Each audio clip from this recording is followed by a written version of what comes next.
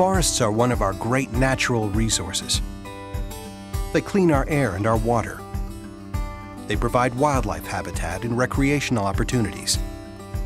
And because they're a renewable source of energy and provide a variety of valuable wood products, they're in great and growing demand.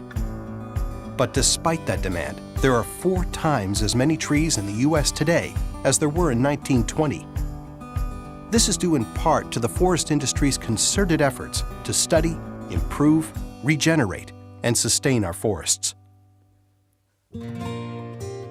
Plum Creek grows 125 million trees every year, and from orchards like this is where we get our seed. We sell some of our seedlings to private landowners, but we also plant 60 million trees every year. That's enough to regenerate over 100,000 acres of timberlands. Big numbers like these help regenerate and sustain our forests for generations to come. But sustainability goes beyond quantity.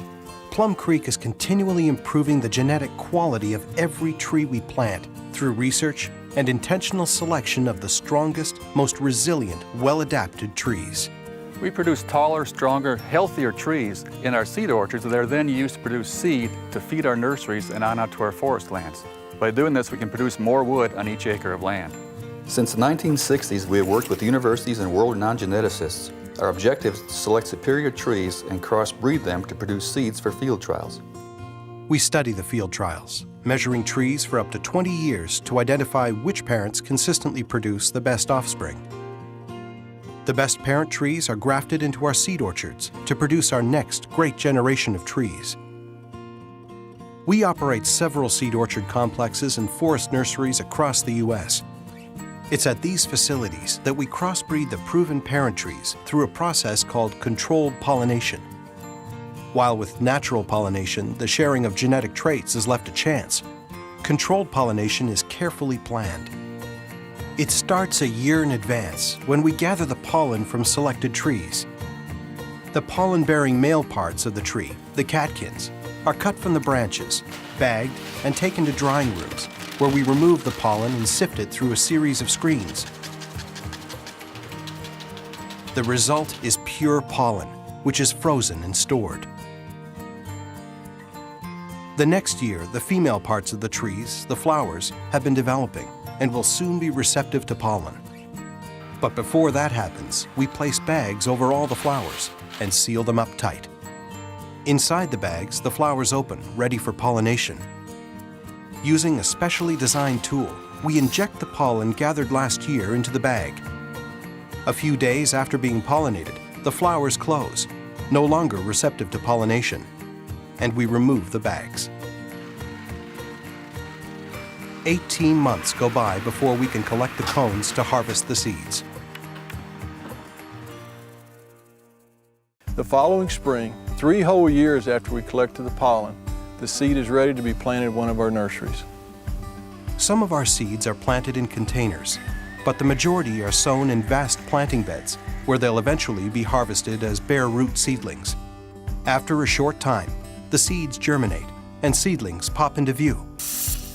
After about 10 months of being watered, nurtured, and weeded, the seedlings are about a foot tall. Harvest time is finally here. We trim the seedlings to a uniform height and loosen the soil to encourage the development of a healthy root system. Next, the harvester goes to work, gently lifting the seedlings from the bed and sending them to the packing shed. Throughout this process, seedlings receive ample moisture to survive the journey to their new forest homes.